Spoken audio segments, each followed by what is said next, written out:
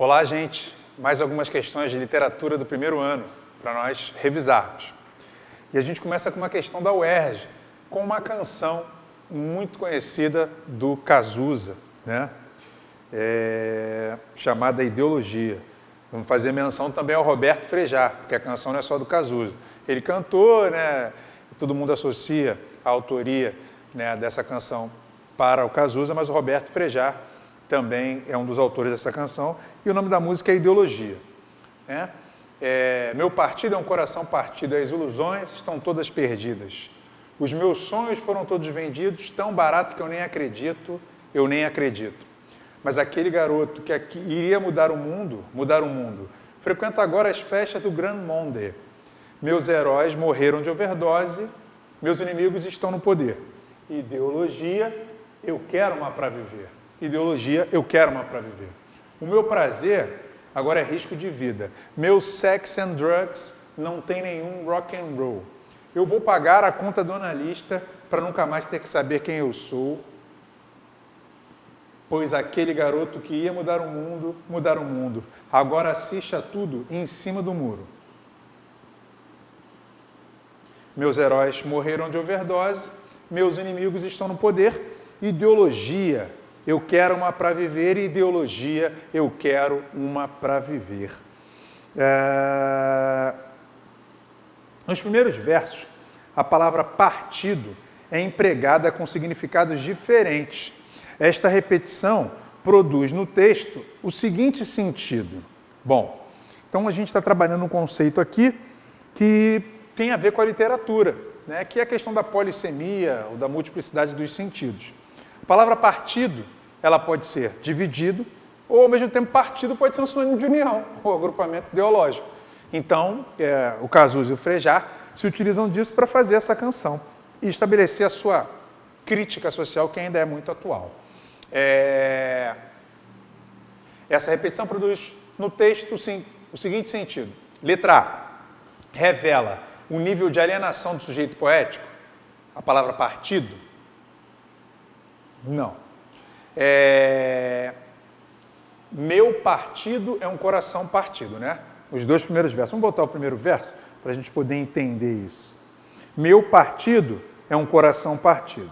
Então, essa colocação, meu partido é um coração partido, revela o nível de alienação do sujeito poético? Não, não é uma questão de alienação. Meu partido é um coração partido, ou seja, tem a ver com uma desilusão, né? Amorosa, se é que a gente pode dizer, ou ideológica. Mas não alienação nesse caso.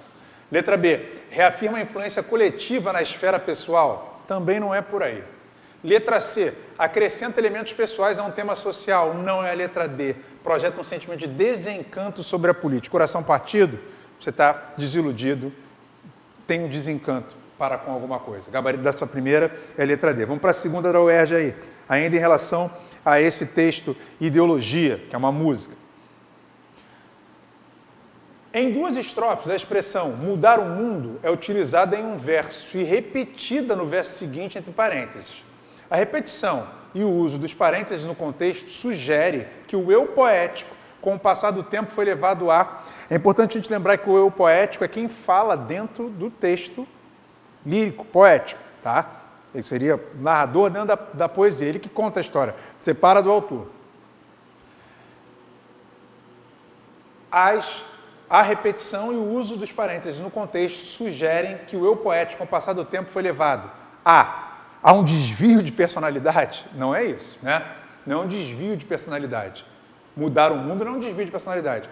Há uma postura de acomodação, isso sim. Pois aquele garoto que ia mudar o mundo, agora assiste a tudo em cima do muro. Isso se acomodou. Ficar em cima do muro, você não tomou uma decisão. Gabarito, então, dessa primeira é a letra B. Letra C, uma afirmação da identidade? Não. Uma busca de autoconhecimento? Também não. Vamos para a próxima. Ainda o R sobre o mesmo texto. A palavra ideologia é dicionarizada ora como conjunto de ideias que visa a manipulação e a alienação das pessoas. Os versos que melhor se relacionam à primeira e à segunda acepções, respectivamente, são... Então, olha só, conjunto de ideias, pensamentos, doutrinas e visões do mundo, de um indivíduo ou de um grupo, isso é uma coisa. E parece positivo até, né? E a segunda, ideias que visam a manipulação e alienação, já é uma coisa pejorativa. Cuidado com a interpretação de ideologia. Ideologia, às vezes, pode ser abordada com esses dois vieses. Os versos que melhor se relacionam à primeira e à segunda acepções, respectivamente, são, então tem que olhar a opção, que vai trabalhar as duas acepções. A primeira, positiva, e a segunda, negativa, né? Pejorativa, eu poderia até dizer. Então, vamos lá. Letra A. Os meus sonhos foram todos vendidos. Eu vou pagar a conta do analista. Não é diferente, parece que é até a mesma coisa, né? Meus sonhos foram vendidos, eu vou pagar a conta do analista. Letra B. Meus heróis morreram de overdose. É um coração partido. Também não é o gabarito. Agora a letra C. Eu quero uma para viver. Uma ideologia do ponto de vista de conjunto de ideias, pensamentos, doutrinas, visão de mundo dele, do indivíduo, do eu lírico. A segunda. Frequenta agora as festas do Grand Monde.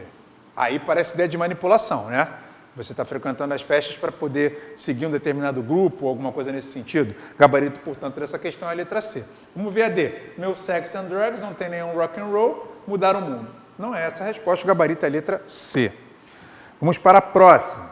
O texto apresenta uma visão melancólica em relação à realidade.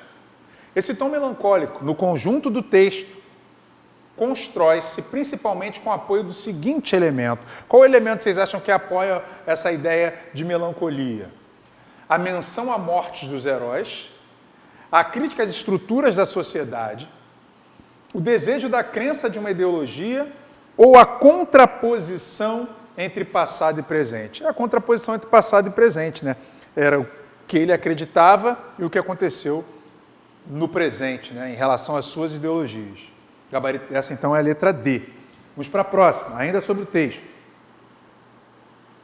E as ilusões estão todas perdidas. Verso 3. Este verso pode ser lido como uma alusão a um livro intitulado Ilusões Perdidas de Honoré de Balzac, que é um escritor, e uma obra célebre, Ilusões Perdidas. Tal procedimento constitui o que se chama de letra D. Intertextualidade é quando um texto influencia outro texto. A alusão é um tipo de intertextualidade. Assim como nós temos a paráfrase, que é a construção de um texto a partir de outro, não quebrando a sequência lógica. E a gente também tem a paródia, né, que desconstrói a sequência lógica de um texto, normalmente gerando uma quebra de expectativa ou humor. Beleza? Vamos fazer a última aqui, tá? Unicamp. Na sua coluna diária do jornal da Folha de São Paulo, jornal Folha de São Paulo, de 17 de agosto de 2005, José Simão escreve: no Brasil, nem a esquerda é direita. E aí a gente tem 3 perguntinhas sobre esse texto. Nessa afirmação, a polissemia são vários sentidos de uma palavra.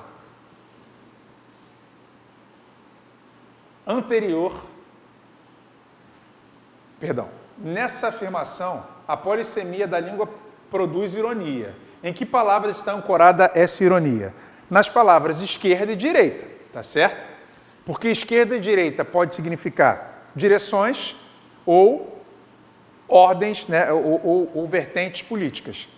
E também tem mais uma coisa além de direção e ordem política. O que é direita é sinônimo do que é correto. E o esquerdo está como o que é fora do comum, e a gente pode extrapolar um pouquinho, associar isso a uma coisa incorreta. Então, cuidado com essas acepções, e o José Simão brinca com isso, né? Faz ironia. Ironia querer dizer uma coisa, parecendo outra, né? E, então, a gente tem a primeira resposta, da letra A, as palavras, em que palavras está ancorado? Esquerda e direita. Quais os sentidos de cada uma das palavras envolvidas na polissemia anterior referida? O sentido é o seguinte, já falei, né? Pode indicar direção ou orientação ou posição política, se você é de direita ou de esquerda. Por fim, a gente tem a letra C. Comparando a afirmação no Brasil, nem a esquerda é direita, com no Brasil a esquerda não é direita, no Brasil nem a esquerda é direita, se está dizendo nem, ele está subentendendo o e não, né? No Brasil, nem a esquerda é direita. No Brasil, a esquerda não é direita, é diferente. O nem aqui do nem é diferente, porque o não traz só a negação, o nem traz o e não. Então, subentende-se que mais alguém também não é direita.